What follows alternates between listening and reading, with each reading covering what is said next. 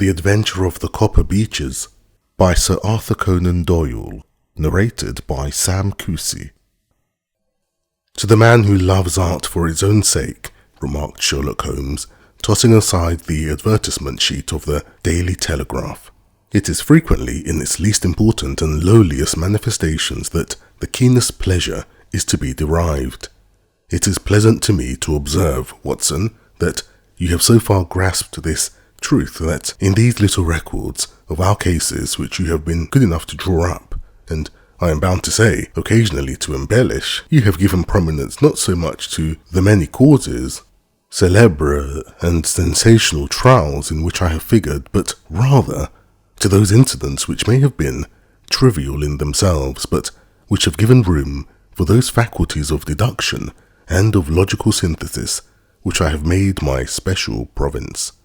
And yet, said I, smiling, I cannot quite hold myself absolved from the charge of sensationalism which has been urged against my records.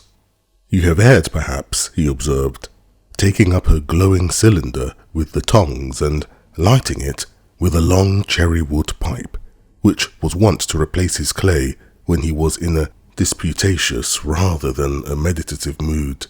You have erred, perhaps, in attempting to put colour and life into each of your statements, instead of confining yourself to the task of placing upon record that severe reasoning from cause to effect, which is really the only notable feature about the thing.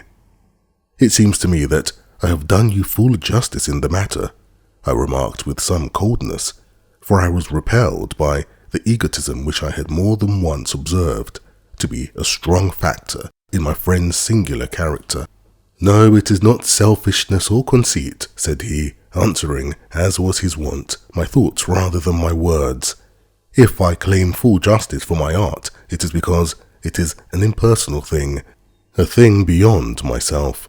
Crime is common, logic is rare, therefore it is upon the logic rather than upon the crime that you should dwell. You have degraded what should have been a course of lectures into a series of tales. It was a cold morning of the early spring, and we sat after breakfast on either side of a cheery fire in the old room at Baker Street. A thick fog rolled down between the lines of dun-coloured houses, and the opposing windows loomed like dark, shapeless blurs through the heavy yellow wreaths. Our gas was lit and shone on the white cloth and glimmer of china and metal, for the table had not been cleared yet. Sherlock Holmes had been silent all the morning, dipping continuously into the advertisement columns of a succession of papers until at last, having apparently given up his search, he had emerged in no way very sweet temper to lecture me upon my literary shortcomings. At the same time, he remarked after a pause, during which he had sat puffing at his long pipe and gazing down into the fire, you can hardly be open to a charge of sensationalism, for out of these cases which you have been so kind as to interest yourself in, a fair proportion do not treat of crime in its legal sense at all.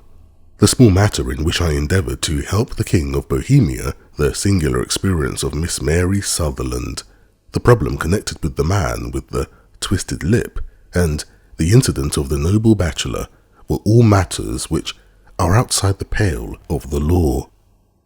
But in avoiding the sensational, I fear that you may have bordered on the trivial.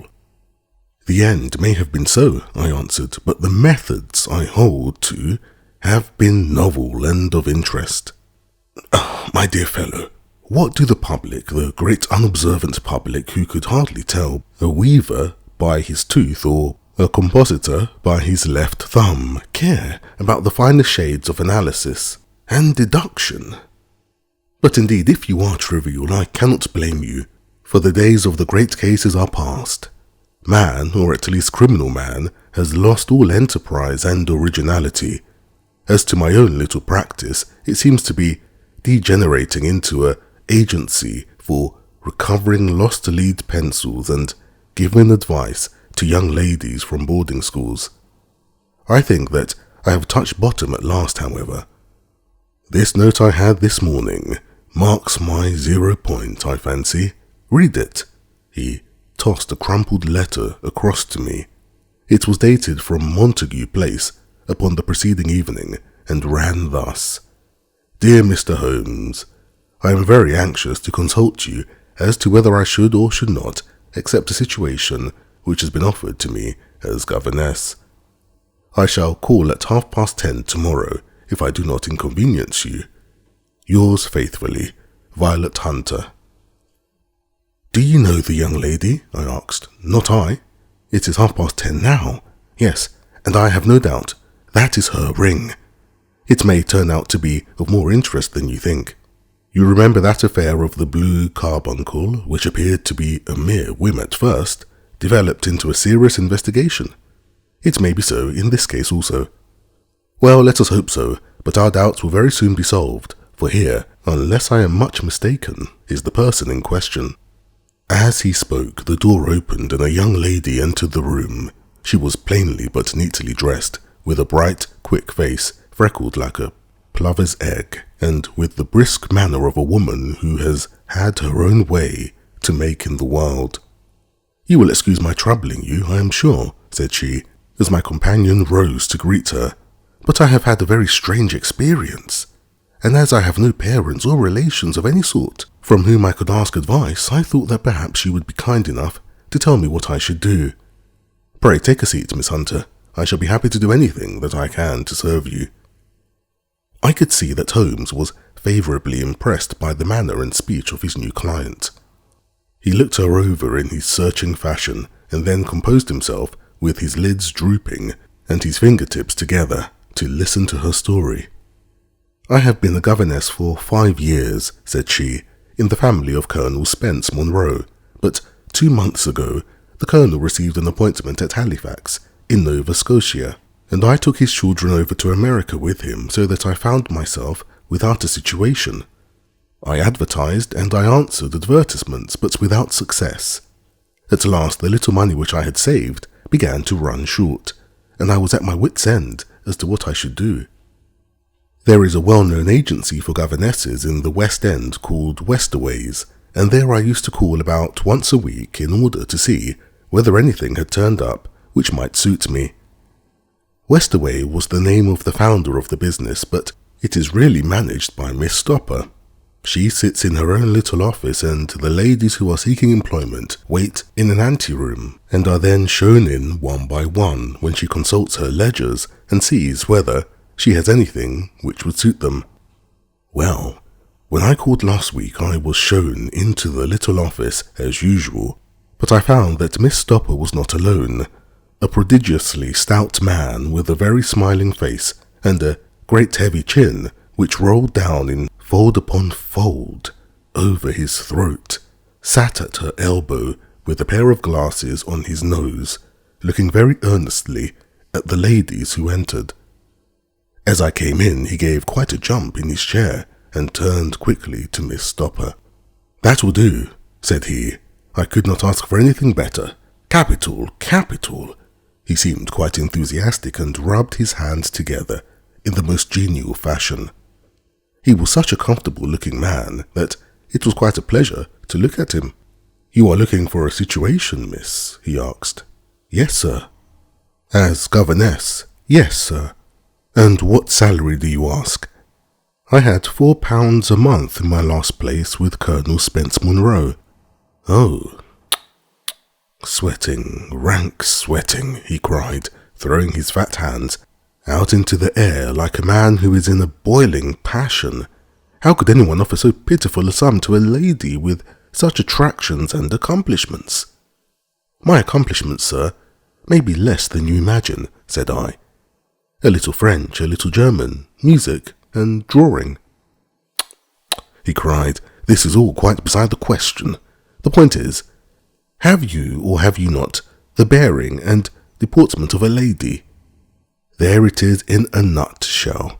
If you have not, you are not fitted for the rearing of a child who may some day play a considerable part in the history of our country.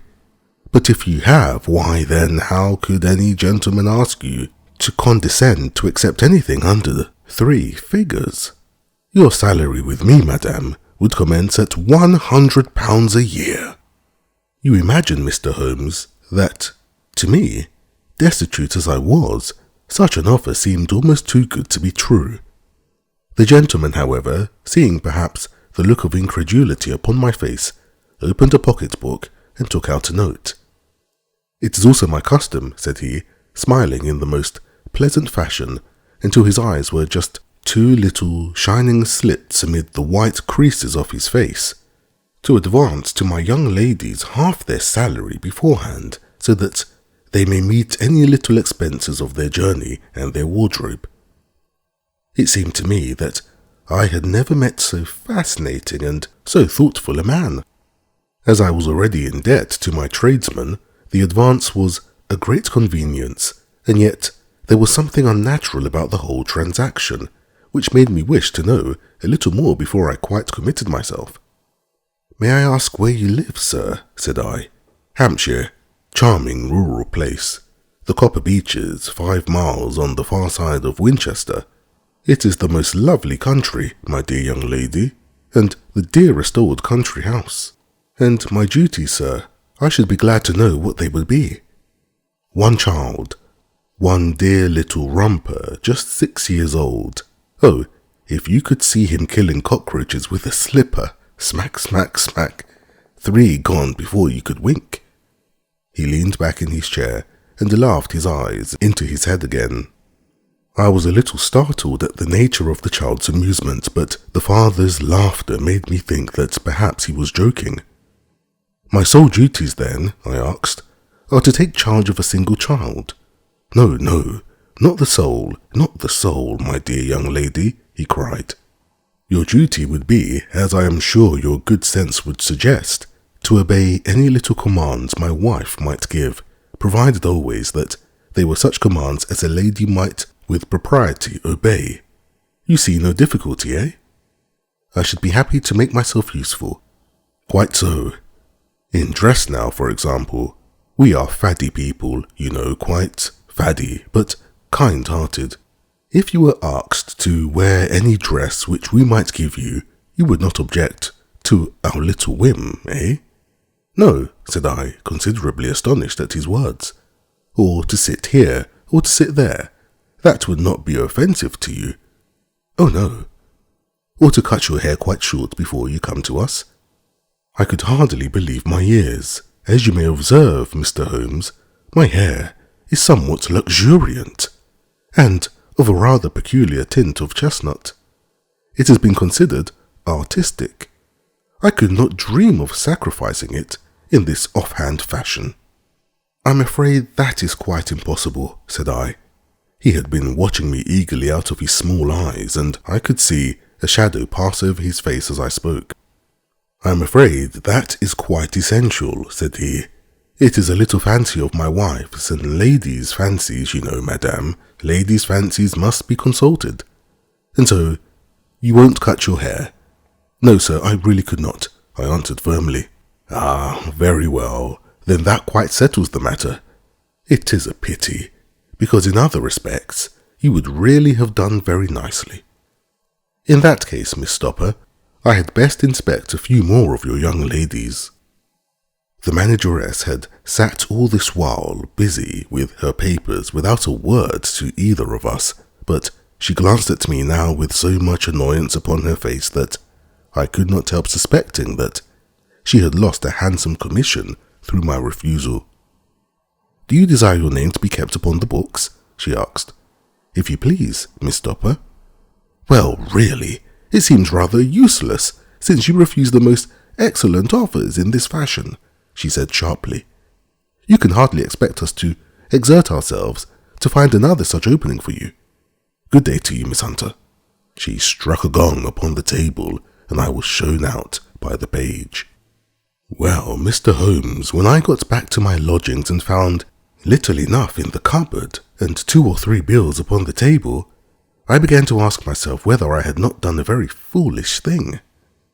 After all, if these people had strange fads and expected obedience on the most extraordinary matters, they were at least ready to pay for their eccentricity.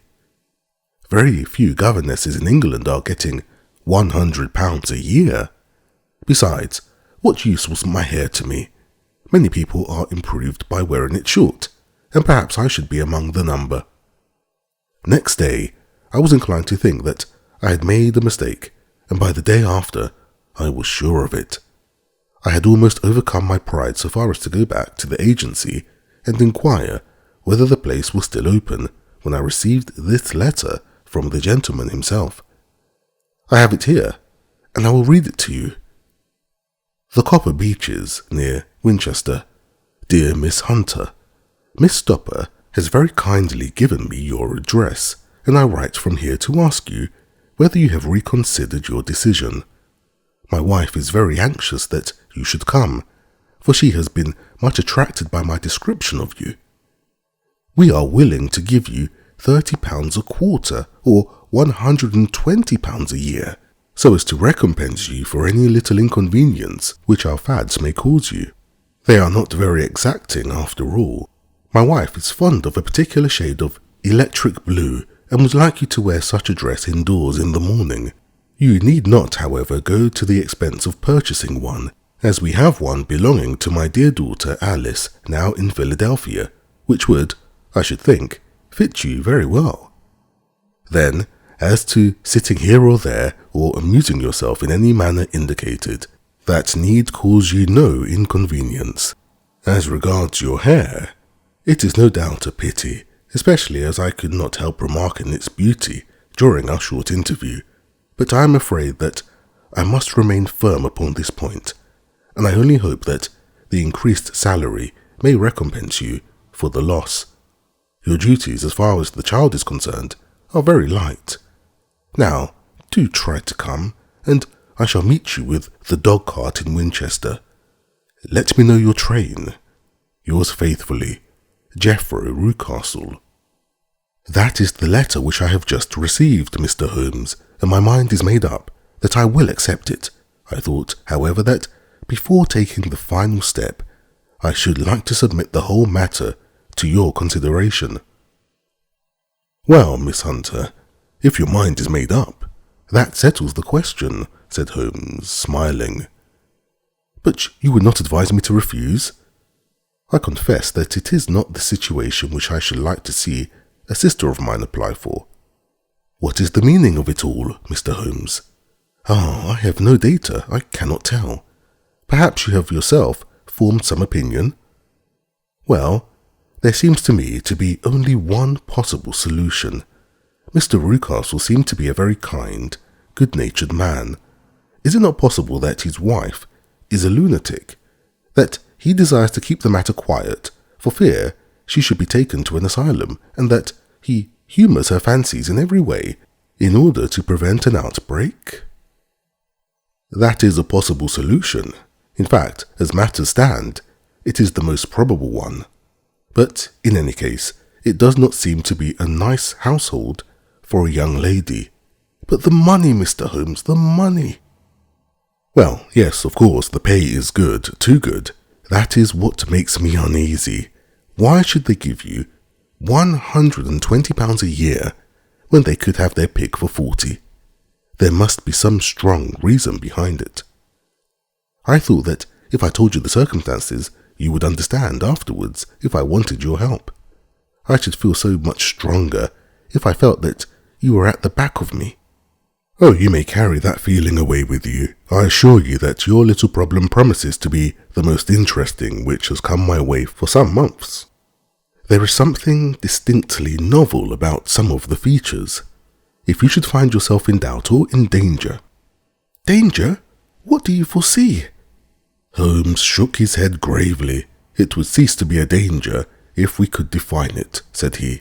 But at any time, day or night, a telegram would bring me down to your help. That is enough. She rose briskly from her chair with the anxiety all swept from her face. I shall go down to Hampshire quite easy in my mind now. I shall write to Mr. Rucastle at once, sacrifice my poor hair tonight to start for Winchester tomorrow. With a few grateful words to Holmes, she bade us both good night and bustled off upon her way. "At least," said I as we heard her quick, firm steps descending the stairs, "she seems to be a young lady who is very well able to take care of herself." "And she would need to be," said Holmes gravely. "I am much mistaken if we do not hear from her before many days are past." It was not very long before my friend's prediction was fulfilled. A fortnight went by, during which I frequently found my thoughts turning in her direction and wondering what strange side alley of human experience this lonely woman had strayed into. The unusual salary, the curious conditions, the light duties, all pointed to something abnormal, though whether a fad or a plot, or whether the man was a philanthropist or a villain, it was quite beyond my powers to determine. As to Holmes, I observed that he sat frequently for half an hour on end, with knitted brows and an abstracted air, but he swept the matter away with a wave of his hand when I mentioned it. "Data, data, data," he cried impatiently. "I can't make bricks without clay," and yet he would always wind up by muttering that no sister of his should ever have accepted such a situation. The telegram which we eventually received came late one night, just as I was thinking of turning in, and Holmes was sitting down to one of those all-night chemical researches which he frequently indulged in, when I would leave him stooping over a retort and a test tube at night, and find him in the same position when I came down to breakfast in the morning. He opened the yellow envelope and then, glancing at the message, threw it across to me. "Just look up the trains in Bradshaw," said he, and turned back to his chemical studies. The summons was a brief and urgent one. "Please be at the Black Swan Hotel at Winchester at midday tomorrow," it said. "Do come. I am at my wit's end. Hunter." "Will you come with me?" asked Holmes, glancing up. "I should wish to." "Just look it up then." "There is a train at 9:30, said I, glancing over my Bradshaw. "It is due at Winchester at 11:30. "That will do very nicely. Then perhaps I had better postpone my analysis of the acetones, as we may need to be at our best in the morning." By 11 o'clock the next day, we were well upon our way to the old English capital. Holmes had been buried in the morning papers all the way down, but after we had passed the Hampshire border, he threw them down and began to admire the scenery. It was an ideal spring day, a light blue sky, flecked with little fleecy white clouds drifting across from the west to east. The sun was shining very brightly, and yet there was an exhilarating nip in the air, which set an edge to a man's energy. All over the countryside, away to the rolling hills around Aldershot, the little red and grey roofs of the farmsteadings peeped out from amid the light green of the new foliage. "Are they not fresh and beautiful?" I cried, with all the enthusiasm of a man fresh from the fog of Baker Street. But Holmes shook his head gravely. "Do you know, Watson," said he, "that it is one of those curses of a mind with a turn like mine that I must look at everything with reference to my own special subject. You look at these scattered houses and you are impressed by their beauty. I look at them, and the only thought which comes to me is a feeling of their isolation and of the impunity with which crime may be committed there." "Good heavens," I cried. "Who would associate crime with these dear old homesteads?" "They always fill me with a certain horror. It is my belief, Watson, founded upon my experience, that the lowest and vilest alleys in London do not present a more dreadful record of sin than does the smiling and beautiful countryside." "You horrify me. But the reason is very obvious. The pressure of public opinion can do in the town what law cannot accomplish. There is no lane so vile that the scream of a tortured child or the thud of a drunkard's blow does not beget sympathy and indignation among the neighbours, and then the whole machinery of justice is ever so close that a word of complaint can set it going, and there is but a step between the crime and the dock. But look at these lonely houses, each in its own fields, filled for the most part with poor ignorant folk who know little of the law. Think of the deeds of hellish cruelty, the hidden wickedness which may go on, year in, year out, in such places, and none the wiser. Had this lady who appeals to us for help gone to live in Winchester, I should never have had a fear for her. It is the 5 miles of country which makes the danger. Still, it is clear that she is not personally threatened. No, if she can come to Winchester to meet us, she can get away. Quite so. She has her freedom. What can be the matter then? Can you suggest no explanation? I have devised 7 separate explanations, each of which would cover the facts as far as we know them, but which of these is correct can only be determined by the fresh information which we shall no doubt find waiting for us. Well, there is the tower of the cathedral, and we shall soon learn all that Miss Hunter has to tell. The Black Swan is an inn of repute in the High Street, at no distance from the station, and there we found the young lady waiting for us. She had engaged a sitting room, and our lunch awaited us upon the table. "I am so delighted you have come," she said earnestly. "It is so very kind of you both, but indeed I do not know what I should do. Your advice will be altogether invaluable to me. Pray tell us what has happened to you. I will do so, and I must be quick, for I have promised Mr. Rucastle to be back before 3. I got his leave to come down into town this morning, though he little knew for what purpose." "Let us have everything in its due order." Holmes thrust his long thin legs towards the fire and composed himself to listen. "In the first place, I may say that I have met, on the whole, with no actual ill treatment from Mr. and Mrs. Rucastle. It is only fair to them to say that, but I cannot understand them, and I am not easy in my mind about them." "What can you not understand?" "Their reasons for their conduct, but you shall have it all just as it occurred. When I came down, Mr. Rucastle met me here and drove me in his dog-cart to the copper Beeches. It is, as he said, beautifully situated, but it is not beautiful in itself, for it is a large square block of a house, whitewashed, but all stained and streaked with damp and bad weather. There are grounds round it, woods on 3 sides, and on the 4th, a field which slopes down to the Southampton high road, which curves past about 100 yards from the front door. This ground in front belongs to the house, but the woods all round are part of Lord Southerton's preserves. A clump of copper beeches immediately in front of the hall door has given its name to the place. I was driven over by my employer, who was as amiable as ever, and was introduced by him that evening to his wife and the child.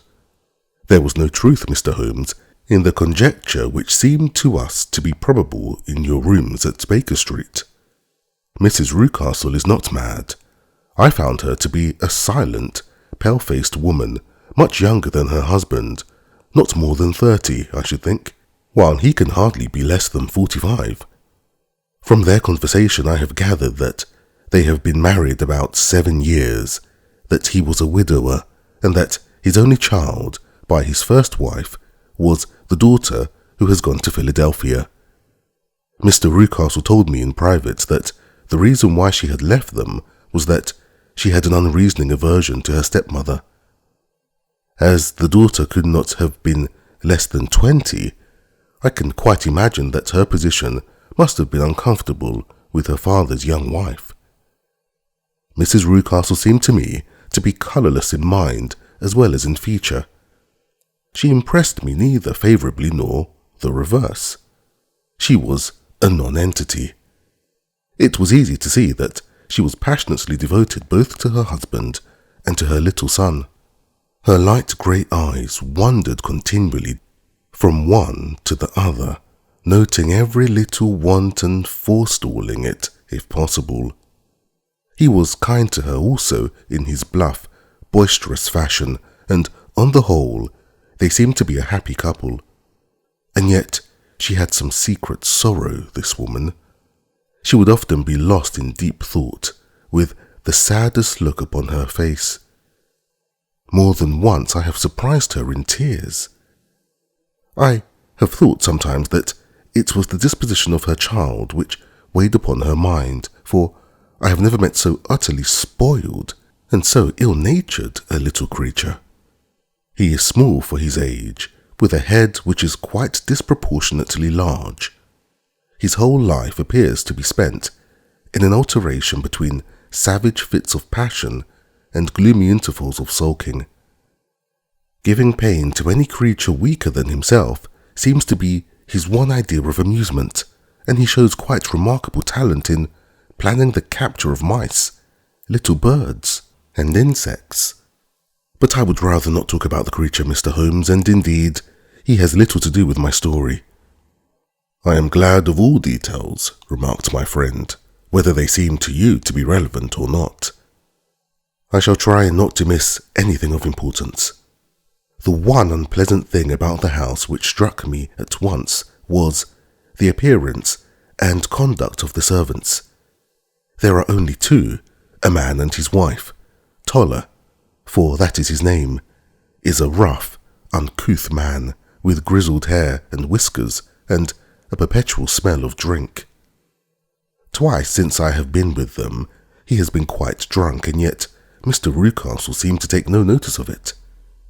His wife is a very tall and strong woman with a sour face, as silent as Mrs. Rucastle and much less amiable. They are a most unpleasant couple, but fortunately I spend most of my time in the nursery and my own room, which are next to each other in one corner of the building. For 2 days after my arrival at the Copper Beeches, my life was very quiet. On the third, Mrs. Rucastle came down just after breakfast and whispered something to her husband. "Oh yes," said he, turning to me, "we are very much obliged to you, Miss Hunter, for falling in with our whims so far as to cut your hair. I assure you that it has not detracted in the tiniest iota from your appearance. We shall now see how the electric blue dress will become you. You will find it laid out upon the bed in your room, and if you would be so good as to put it on, we should both be extremely obliged." The dress which I found waiting for me was of a peculiar shade of blue. It was of excellent material, a sort of beige, but it bore unmistakable signs of having been worn before. It could not have been a better fit if I had been measured for it. Both Mr. and Mrs. Rucastle expressed a delight at the look of it, which seemed quite exaggerated in its vehemence. They were waiting for me in the drawing-room, which is a very large room stretching along the entire front of the house, with 3 long windows reaching down to the floor. A chair had been placed close to the central window, with its back turned towards it. In this I was asked to sit, and then Mr. Rucastle, walking up and down on the other side of the room, began to tell me a series of the funniest stories that I have ever listened to. You cannot imagine how comical he was, and I laughed until I was quite weary. Mrs. Rucastle, however, who has evidently no sense of humour, never so much as smiled, but sat with her hands in her lap and a sad, anxious look upon her face. After an hour or so, Mr. Rucastle suddenly remarked that it was time to commence the duties of the day, and that I might change my dress and go to little Edward in the nursery. 2 days later, the same performance was gone through under exactly similar circumstances. Again, I changed my dress. Again, I sat in the window, and again, I laughed very heartily at the funny stories of which my employer had an immense repertoire and which he told inimitably. Then he handed me a yellow-backed novel, and moving my chair a little sideways, That my own shadow might not fall upon the page, he begged me to read aloud to him. I read for about 10 minutes, beginning in the heart of a chapter, and then suddenly, in the middle of a sentence, he ordered me to cease and to change my dress. You can easily imagine, Mr. Holmes, how curious I became as to what the meaning of this extraordinary performance could possibly be. They were always very careful, I observed, to turn my face away from the window so that I became consumed with the desire to see what was going on behind my back. At first, it seemed to be impossible, but I soon devised a means. My hand mirror had been broken, so a happy thought seized me, and I concealed a piece of the glass in my handkerchief. On the next occasion, in the midst of my laughter, I put my handkerchief up to my eyes, and was able, with a little management, to see all that there was behind me. I confess that I was disappointed. There was nothing. At least that was my very first impression. At the second glance, however, I perceived that there was a man standing in the Southampton Road, a small bearded man in a grey suit, who seemed to be looking in my direction. The road is an important highway, and there are usually people there. This man, however, was leaning against the railings which bordered our field and was looking earnestly up. I lowered my handkerchief and glanced at Mrs. Rucastle, to find her eyes fixed upon me with a most searching gaze. She said nothing, but I am convinced that she had divined that I had a mirror in my hand and had seen what was behind me. She rose at once. "Jeffro," said she, "there is an impertinent fellow upon the road there who stares up at Miss Hunter." "No friend of yours, Miss Hunter?" he asked. "No, I know no one in these parts." "Dear me, how very impertinent. Kindly turn round and motion him to go away." "Surely it would be better to take no notice." No, we should have him loitering here always. Kindly turn around and wave him away like that." I did as I was told, and at the same instant Miss Rucastle drew down the blind. That was a week ago, and from that time I have not sat again in the window, nor have I worn the blue dress, nor seen the man in the road. "Pray continue," said Holmes. "Your narrative promises to be a most interesting one." "You will find it rather disconnected, I fear, for there may prove to be little relation between the different incidents of which I speak. On the very first day that I was at the Beeches, Mr. Rucastle took me to a small outhouse which stands near the kitchen door. As we approached it, I heard the sharp rattling of a chain and the sound of a large animal moving about. "Look in here," said Mr. Rucastle, showing me a slit between two planks. "Is he not a beauty?" I looked through and was conscious of two glowing eyes and of a vague figure huddled up in the darkness. "Don't be frightened," said my employer, laughing at the start which I had given. "It's only Carlo, my mastiff. I call him mine, but really old Toller, my groom, is the only man who can do anything with him. We feed him once a day, and not too much then, so that he is always as keen as mustard. Toller lets him loose every night, and God help the trespasser whom he lays his fangs upon. For goodness sake, don't you ever, for any pretext, set your foot over the threshold at night, for it is as much as your life is worth." The warning was no idle one, for 2 nights later I happened to look out of my bedroom window about 2 o'clock in the morning. It was a beautiful moonlight night, and on the lawn in the front of the house was silvered over and almost as bright as day. I was standing wrapped in the peaceful beauty of the scene when I was aware that something was moving under the shadow of the copper beeches. As it emerged into the moonshine, I saw what it was. It was a giant dog, as large as a calf, tawny tinted, with hanging jowl, black muzzle, and huge projected bones. It walked slowly across the lawn, and vanished into the shadow upon the other side. That dreadful sentinel sent a chill to my heart, which I do not think that any burglar could have done. And now I have a very strange experience to tell you. I had, as you know, cut off my hair in London, and I had placed it in a great coil at the bottom of my trunk.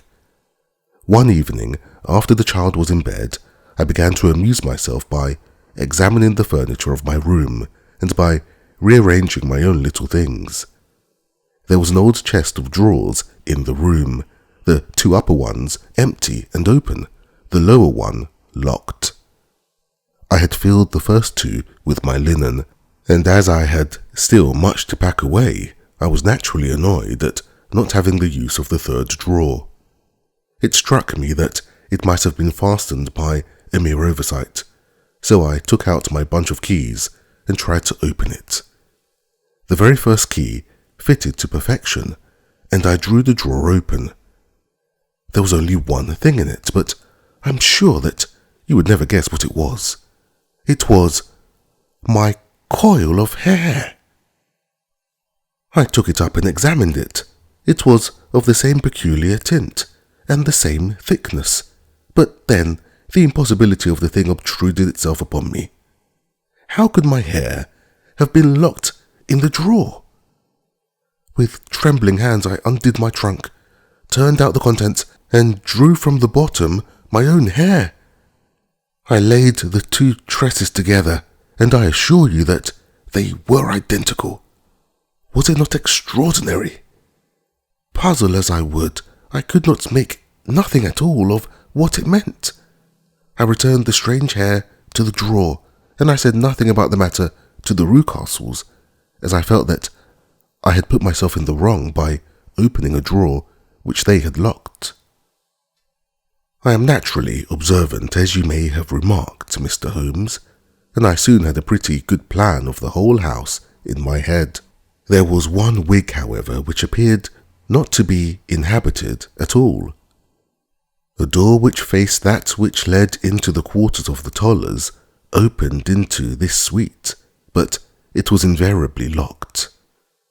One day, however, as I ascended the stair, I met Mr. Rucastle coming out through this door, his keys in his hand, and a look on his face which made him a very different person to the round, jovial man to whom I was accustomed. His cheeks were red, his brow was all crinkled with anger, and the veins stood out at his temple with passion. He locked the door and hurried past me without a word or a look. This aroused my curiosity, so when I went out for a walk in the grounds with my charge, I strolled round to the side from which I could see the windows of this part of the house. There were 4 of them in a row, 3 of which were simply dirty, while the 4th was shuttered up. They were evidently all deserted. As I strolled up and down, glancing at them occasionally, Mr. Rucastle came out to me, looking as merry and jovial as ever. "Ah," said he, "you must not think me rude if I passed you without a word, my dear young lady." I was preoccupied with business matters. I assured him that I was not offended. "By the way," said I, "you seem to have quite a suite of spare rooms up here, and one of them has the shutters up." He looked surprised and, as it seemed to me, a little startled by my remark. "Photography is one of my hobbies," said he. "I have made my dark room up there. But, dear me, what an observant young lady we have come upon. Who would have believed it? Who would have ever believed it?" He spoke in a jesting tone, but there was no jest in his eyes as he looked at me. I read suspicion there, and annoyance, but no jest. Well, Mr. Holmes, from the moment that I understood that there was something about that suite of rooms which I was not to know, I was all on fire to go over them.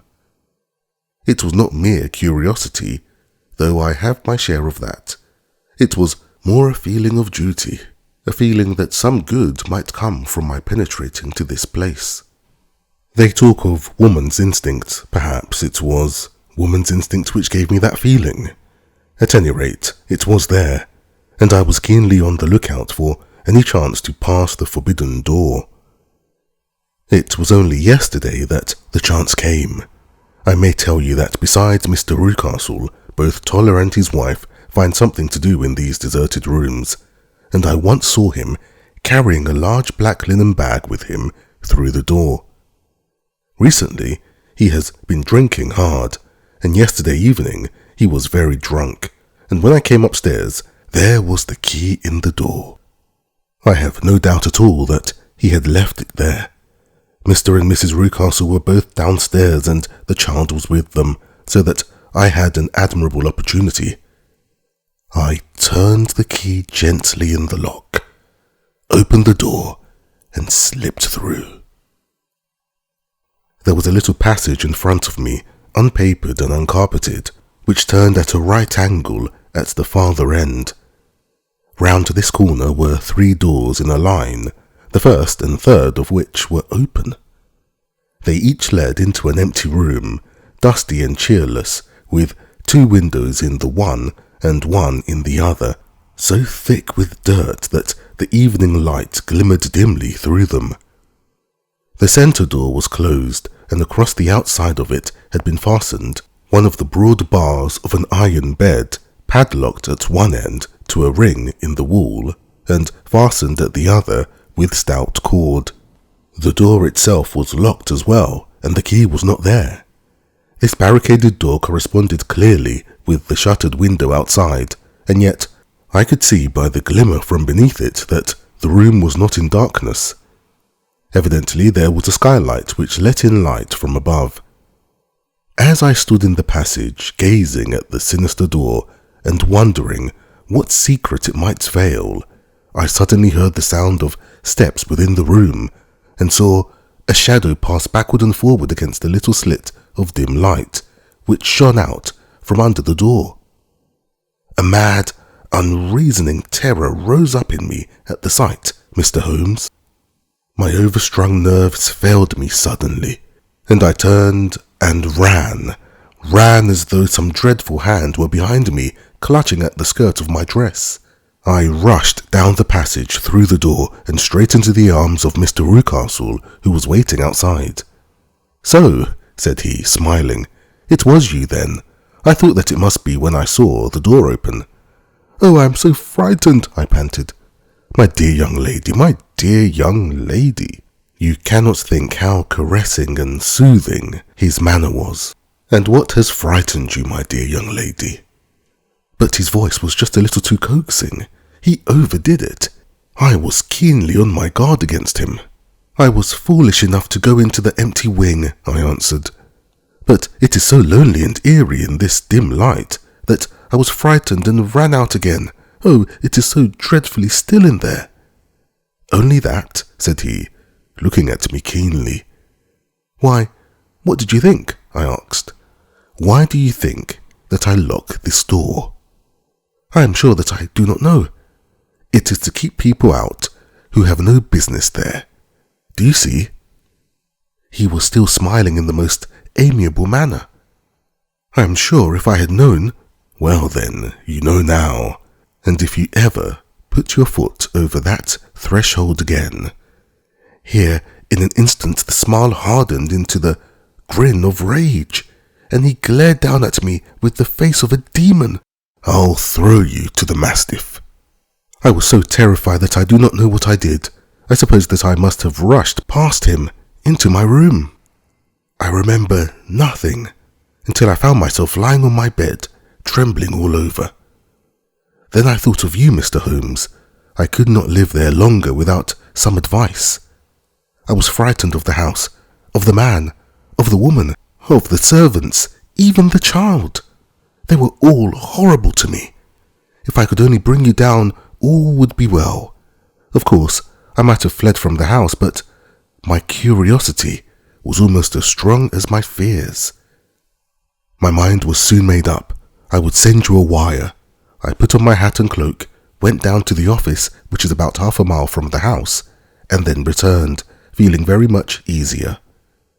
A horrible doubt came into my mind as I approached the door, lest the dog might be loose, but I remembered that Toller had drunk himself into a state of insensibility that evening, and I knew that he was the only one in the household who had any influence with the savage creature or who would venture to set him free. I slipped in safety and lay awake half the night in my joy at the thought of seeing you. I had no difficulty in getting leave to come into Winchester this morning, but I must be back before 3 o'clock, for Mr. and Mrs. Rucastle are going on a visit and will be away all the evening, so that I must look after the child. Now I have told you all my adventures, Mr. Holmes, and I should be very glad if you could tell me what it all means, and above all, what I should do." Holmes and I had listened spellbound to this extraordinary story. My friend rose now and paced up and down the room, his hands in his pockets, and an expression of the most profound gravity upon his face. "Is Toller still drunk?" he asked. "Yes, I heard his wife tell Mrs. Rucastle that she should do nothing with him."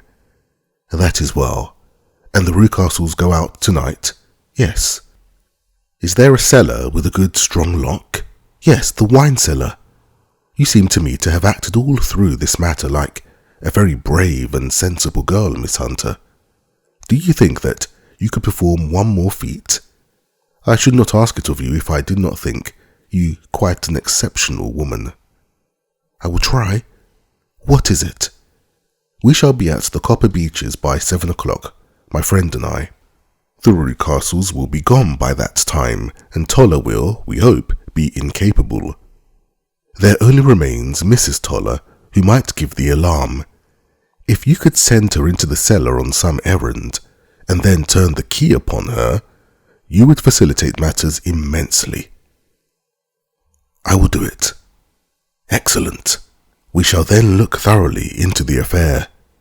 Of course, there is only one feasible explanation.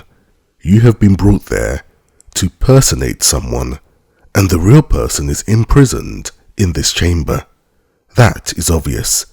As to who this prisoner is, I have no doubt that it is the daughter, Miss Alice Rucastle, if I remember right, who was said to have gone to America. You were chosen, doubtless, as resembling her in height, figure, and the colour of your hair. Hers had been cut off, very possibly in some illness through which she has passed, and so, of course, yours had to be sacrificed also. By a curious chance you came upon her tresses. The man in the road was undoubtedly some friend of hers, possibly her fiancé, and no doubt, as you wore the girl's dress and were so like her, he was convinced from your laughter, whenever he saw you, and afterwards, from your gesture, that Miss Rucastle was perfectly happy, and that she no longer desired his attentions. The dog is let loose at night to prevent him from endeavouring to communicate with her. So much is fairly clear. The most serious point in the case is the disposition of the child." "What on earth has that to do with it?" I ejaculated.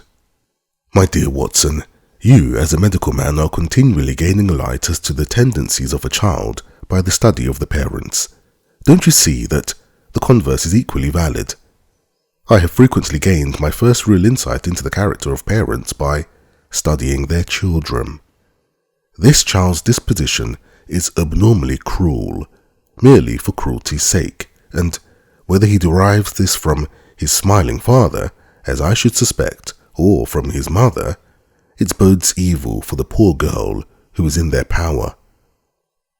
"I am sure that you are right, Mr. Holmes," cried our client. "1,000 things come back to me which make me certain that you have hit it. Oh, let us not lose an instant in bringing help to this poor creature." "We must be circumspect, for we are dealing with a very cunning man. We can do nothing until 7 o'clock. At that hour we shall be with you, and it will not be long before we solve the mystery." We were as good as our word, for it was just 7 when we reached the Copper Beeches, having put up our trap at a wayside public house. The group of trees, with their dark leaves shining like burnished metal in the light of the setting sun, were sufficient to mark the house even had Miss Hunter not been standing, smiling on the doorstep. "Have you managed it?" asked Holmes. A loud, thudding noise came from somewhere downstairs. "That is Mrs. Toller in the cellar," said she. "Her husband lies snoring on the kitchen rug. Here are his keys, which are the duplicates of Mr. Rucastle's." "You have done well indeed," cried Holmes with enthusiasm. "Now, lead the way, and we shall soon see the end of this black business." We passed up the stair, unlocked the door, followed on down a passage, and found ourselves in front of the barricade which Miss Hunter had described. Holmes cut the cord and removed the transverse bar. Then he tried the various keys in the lock, but without success. No sound came from within, and at the silence, Holmes's face clouded over. "I trust that we are not too late," said he. "I think, Miss Hunter, that we had better go in without you. Now, Watson, put your shoulder to it, and we shall see whether we cannot make our way in." It was an old rickety door and gave at once before our united strength. Together we rushed into the room. It was empty. There was no furniture save a little pallet bed, a small table, and a basketful of linen. The skylight above was open and the prisoner gone. "There has been some villainy here," said Holmes. "This beauty has guessed Miss Hunter's intentions and has carried his victim off. But how?" "Through the skylight. We shall soon see how he managed it. He swung himself up onto the roof. 'Ah, yes,' he cried. 'Here's the end of a long, light ladder against the eaves. That is how he did it.' "But it is impossible," said Miss Hunter. "The ladder was not there when the Rucastles went away." "He has come back and done it. I tell you that he is a clever and dangerous man. I should not be very much surprised if this were he whose step I hear now upon the stair. I think, Watson, that it would be as well for you to have your pistol ready." The words were hardly out of his mouth before a man appeared at the door of the room, a very fat and burly man with a heavy stick in his hand. Miss Hunter screamed and shrunk against the wall at the sight of him, but Sherlock Holmes sprang forward and confronted him. "You villain," said he, "where's your daughter?" The fat man cast his eyes round and then up at the open skylight. "It is for me to ask you that," he shrieked. "You thieves! Spies and thieves! I have caught you, have I? You are in my power. I'll serve you." He turned and clattered down the stairs as hard as he could go. "He's gone for the dog," cried Miss Hunter. "I have my revolver," said I. "Better close the door," cried Holmes, and we all rushed down the stairs together.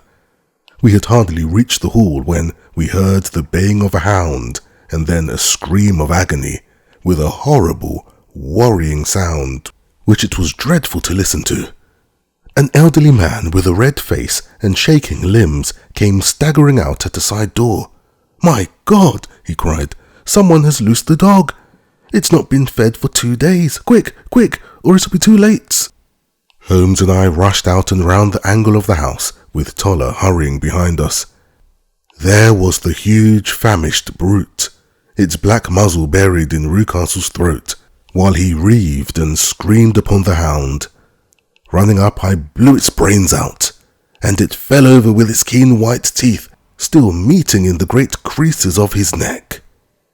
With much labour, we separated and carried him, living but horribly mangled, into the house. We laid him upon the drawing-room sofa, and having dispatched the sobered Toller to bear the news to his wife, I did what I could to relieve his pain. We were all assembled round him when the door opened and a tall, gaunt woman entered the room. "Mrs. Toller!" cried Miss Hunter. "Yes, miss. Mr. Rucastle let me out when he came back before he went up to you. Ah, miss, it is a pity you didn't let me know what you were planning, for I would have told you that your pains were wasted." "Ha!" said Holmes, looking keenly at her. "It is clear that Mrs. Toller knows more about this matter than anyone else." "Yes, sir, I do, and I am ready enough to tell what I know." Then pray sit down and let us hear it, for there are several points on which I must confess I am still in the dark. I will soon make it clear to you, said she, and I'd have done so before now if I could have got out from the cellar. If there's police court's business over this, you'll remember that I was the one that stood your friend, and that I was Miss Alice's friend too. She was never happy at home. Miss Alice wasn't, from the time that her father married again. She was slighted like and had no say in anything, but it never really became bad for her until after she met Mr. Fowler at a friend's house. As well as I could learn, Miss Alice had rights of her own by will, but she was so quiet and impatient, she was, that she never said a word about them, but just left everything in Mr. Rucastle's hands. He knew he was safe with her, but when there was a chance of a husband coming forward, who would ask for all that the law would give him, then her father thought it time to put a stop on it. He wanted her to sign the paper so that, whether she married or not, he could use her money.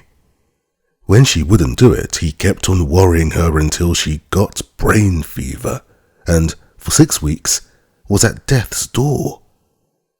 Then she got better at last, all worn to a shadow, and with her beautiful hair cut off, but that didn't make no change in her young man, and he stuck to her as true as a man could be. Ah, said Holmes, I think that what you have been good enough to tell us makes the matter fairly clear, and that I can deduce all that remains. Mr. Rucastle, then, I presume, took to this system of imprisonment. Yes, sir, and brought Miss Hunter down from London in order to get rid of the disagreeable persistence of Mr. Fowler. That was it, sir. But Mr. Fowler, being a persevering man, as a good seaman should be, blockaded the house, and having met you, succeeded by certain arguments, metallic or otherwise, in convincing you that your interests were the same as his. Mr. Fowler was a very kind-spoken, free-handed gentleman, said Mrs. Toller serenely, and in this way he managed that your good man should have no want of drink, and that a ladder should be ready at the moment when your master had gone out. You have it, sir, just as it happened. I am sure we owe you an apology, Mrs. Toller, said Holmes, for you have certainly cleared up everything which puzzled us. And here comes the country surgeon, and Mrs. Rucastle. So I think, Watson, that we had better escort Miss Hunter back to Winchester, as it seems to me that our locus standi now is rather a questionable one. And thus was solved the mystery of the sinister house with the copper beeches in front of the door. Mr. Rucastle survived, but was always a broken man, kept alive solely through the care of his devoted wife. They still live with their old servants, who probably know so much of Rucastle's past life that he finds it difficult to part from them. Mr. Fowler and Miss Rucastle were married by special license in Southampton the day after their flight, and he is now the holder of a government appointment in the island of Mauritius. As to Miss Violet Hunter, my friend Holmes, rather to my disappointment, manifested no further interest in her when once she had ceased to be the centre of one of his problems, and she is now the head of a private school in Walsall, where I believe that she has met with considerable success.